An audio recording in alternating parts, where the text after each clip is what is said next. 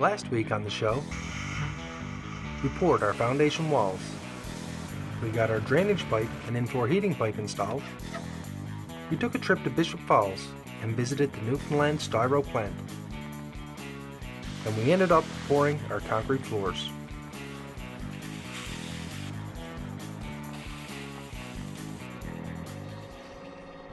You're watching Milton and Elle on NTV.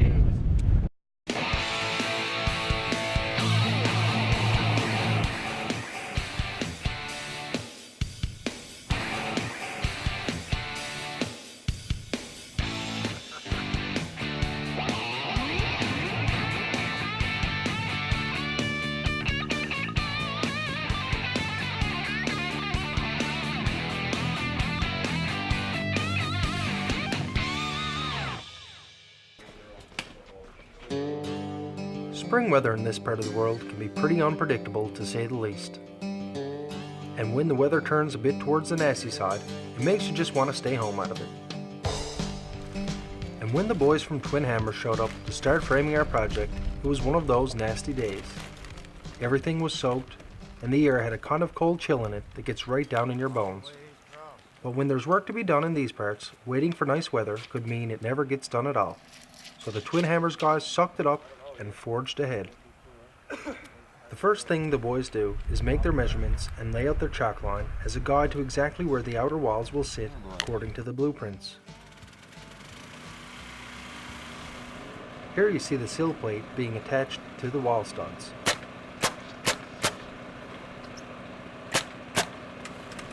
Before the walls are lifted into place, the bottom of the sill plate will be sealed against the top of the foundation walls with this foam sealant. Traditionally, we would use sill gasket here.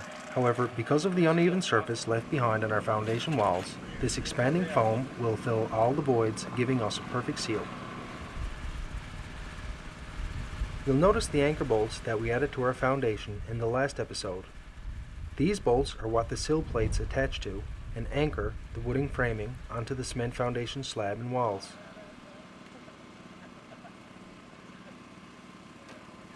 Now we lift the entire wall into place and bolt it down onto our foundation.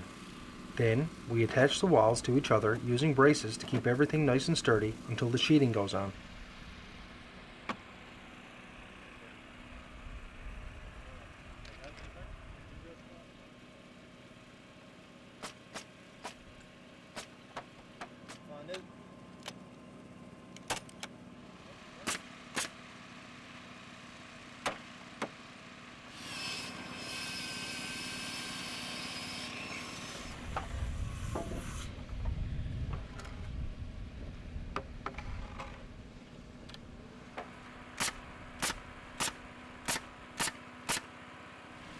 This particular piece here will be our front entrance. Now it's all starting to take shape.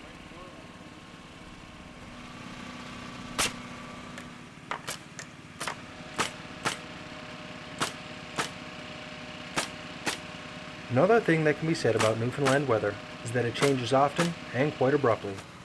In true form, the sun is suddenly streaming through the clouds now, and the boys are kicking things into high gear.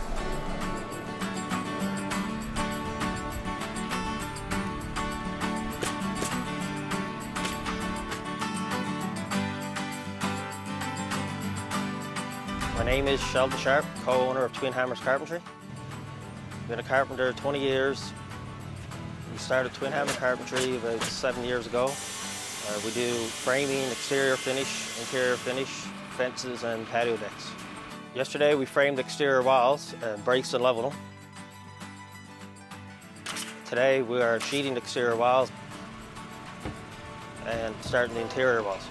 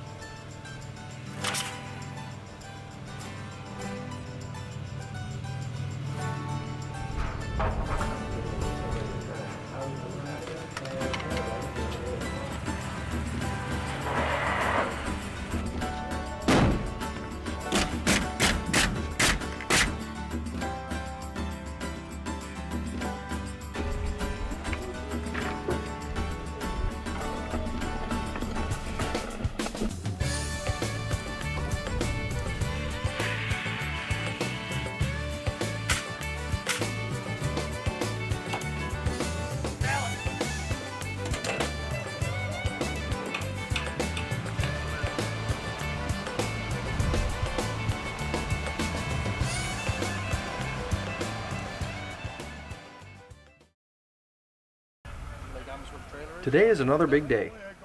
We're now ready to install the roof trusses and support beams for our upstairs bonus room. The building of this roof actually began months ago when I put out the call to WG Garland Manufacturing up in Carbonear. They are leaders in the field, so I trusted them to handle this tricky project and deliver my trusses on schedule and to my exact specifications. We actually visited the plant in Carbonear to see the process firsthand, so before we watch the roof get installed, let's go visit the WG Garland plant and see how our roof trusses were made. My name is Judy Reed. I'm the general manager here at WG Garland.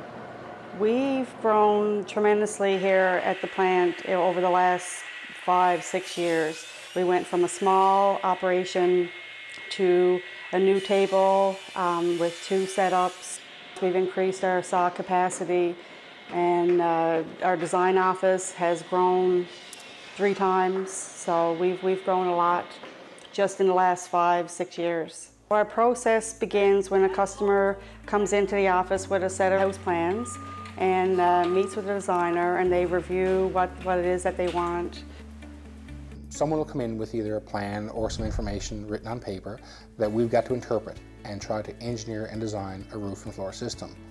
A lot of times we'll get plans that aren't quite up to snuff. They're maybe not 100%, something's missing, or some concern for bearing, say.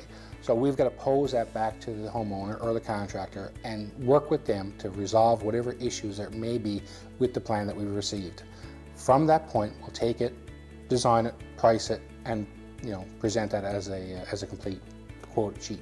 Once an order is placed, we then send it to the truss plant. The files get networked out on the saws, papers go out, trusses get cut. My name is Chris Bryant. I'm Controller Operations here for WG Garland Manufacturing here in Carbonear, Newfoundland. Here at our plant facilities in Carbonear, we manufacture truss for the East Coast Newfoundland, the Avalon in particular, but the East Coast Newfoundland Labrador. Our plant foreman here would get its orders through our designers, and they proceed to allocate out to each saw what had to be cut at each individual saw. They would cut that lumber, stack it on individual trolleys, numbered particular to the design. When the lumber has been cut and put on the trolleys, from there it would go to our manufacturing tables.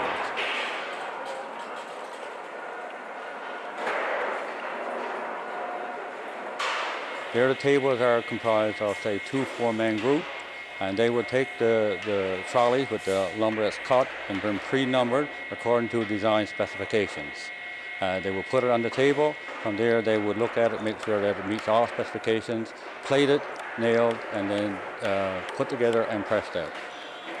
From the manufacturing process at the table, it then goes through a series of press systems, whereby it goes out to our yard, and it goes through a quality control inspection, where it's checked off for output to our customers, as well as a final inspection for quality, banded, and then proceeded to be loaded onto the truck for delivery to our customers.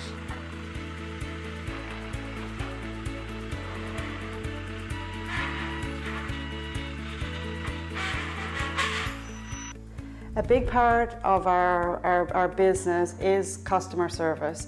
We make the roof truss, but our service doesn't end once our trusses are delivered to site, our floor packages are delivered to site. Even after the roof is built, if a customer thinks there's an issue, that's what we're there for, to visit the site, for them to come or just answer phone calls, answer questions over the phone, through emails, etc. If the customer has a problem, we'll help them fix it. If it's our problem, we'll fix it. So we're there, we'll fix the problem. That's what we do.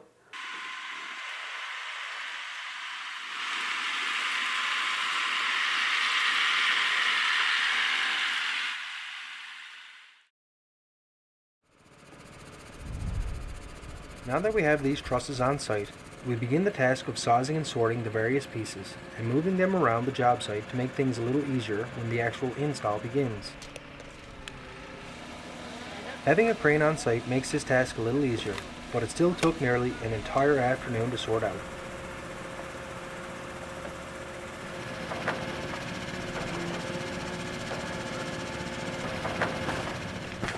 Now that everything's sorted, I'm installing one of my favorite features of this build. These giant posts and beams will remain exposed as a design feature and will be showcased prominently over the front and rear entrance areas.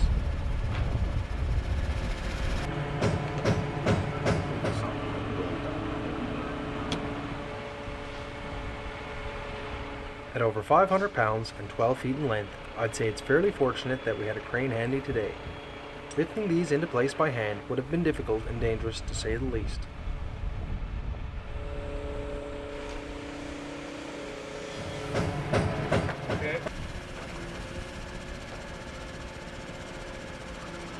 Our crane operator drops these massive beams into place as we gently guide them home on top of our 6x6 posts.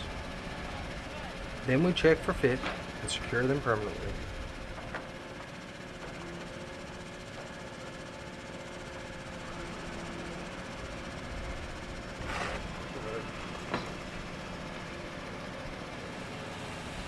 With the beams in place, we can now install our roof trusses.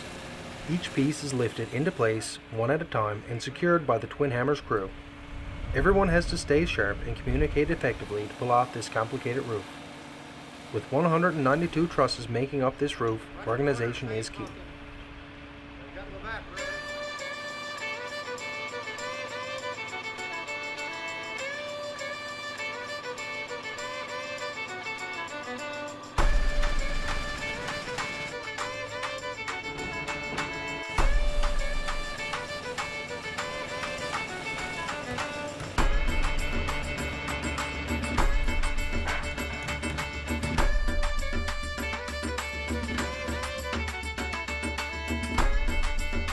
These trusses worked out great, and now the boys are ready to sheet over the roof.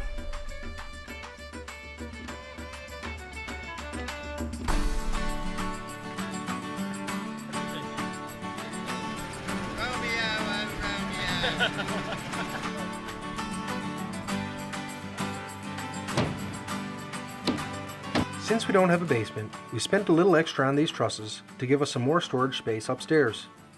I'll show you these spaces in a later episode. Sheldon, the house is finally done. Yes, sir. It's a good looking house down on there. Hey Mike, what do you think of the house?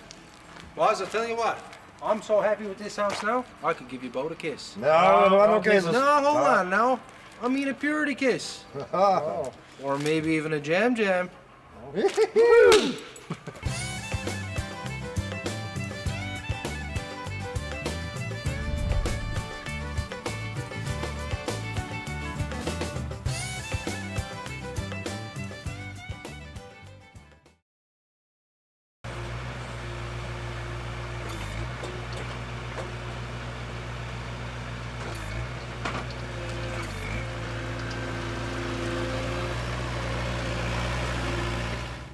Now that the Twin Hammers boys have finished framing and sheeting the house, it's time to bring in our roofing materials. Everything we need is brought in on one of these pallets and positioned handy to where the roofers will be hoisting everything up onto our roof. From a construction standpoint, the shape of this roof makes it a little more challenging to shingle, more so say than just a straight gable roof. A job like this with all of its complicated lines and angles has to be done by a competent professional team. So let's meet a guy who knows all about how to shingle a complicated roof like this, and we'll let him tell you a little more about what's involved here.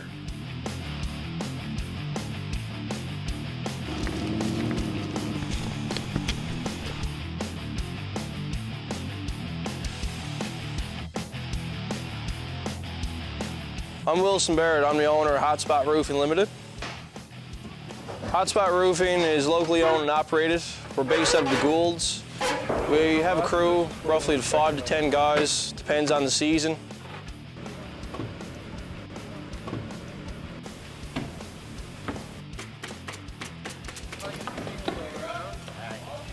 So Mike, a little bit about this roof here that we're putting together here for you. It's got a lot of hips, dormers, valleys, some counter flashing, some step flashing up against the walls here.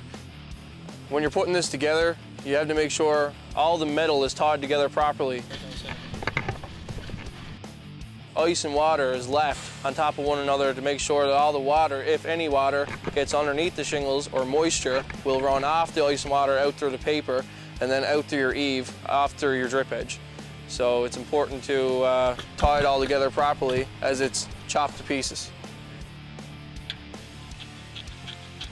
You know, it has a lower section. We have a couple 4-on-12 sections there. We got ice and water put over the whole sections to make sure there's no ice back up in the wintertime. You know, we got synthetic paper put over an entire roof with ice and water going up your gable ends. Make sure, you know, you get your proper warranty with your shingles.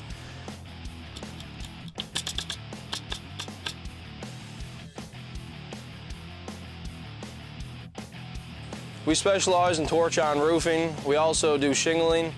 We're carpenters by trade. We do sheds, patios, renovations, snow clearing in the winter. We're good guys to know, that's for sure. We're Hotspot Roofing, and you're watching Built in NL on NTV.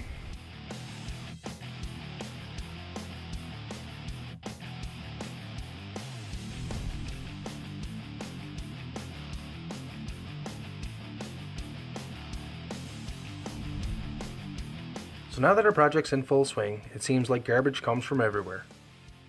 Let's take a break in the action here and talk about a great service that I use to help keep our job site neat and tidy. This has been a real time saver for me. They just come and haul the bin away when it's full. No muss, no fuss. Hi, I'm Jennifer Metcalf. I own Bins on Demand.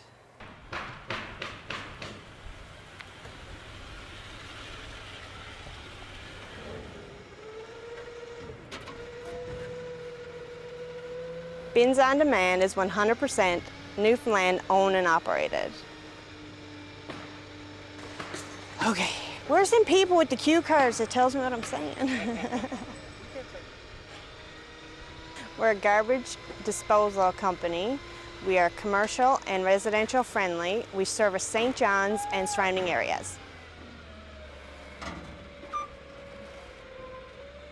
You call, we drop the bin. Our bin never touches your driveway. We put wood down to protect your driveway. When we come and pick it up, we do a final sweep, so you never have to worry about debris being left.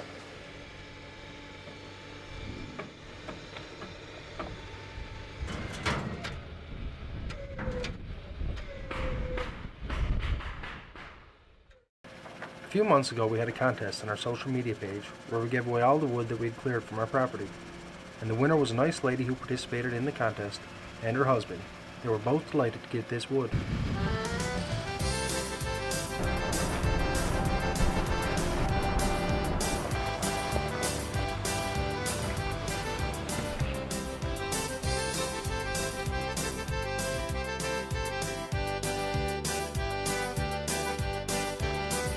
Now, we had almost 2,000 entries for this lumber.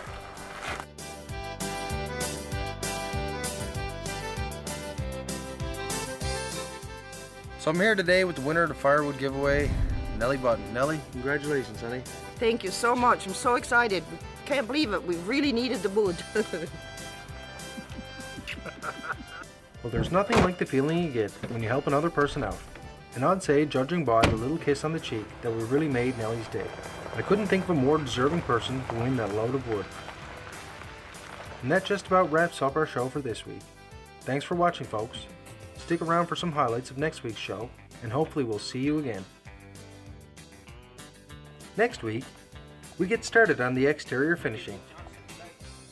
Our windows and doors arrive on site. We start in on installing the very latest in siding products.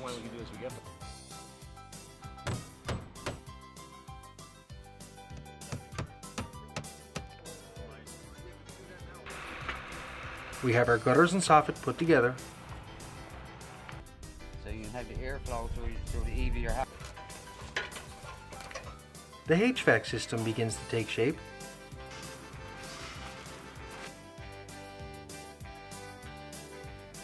Our electrician gets started.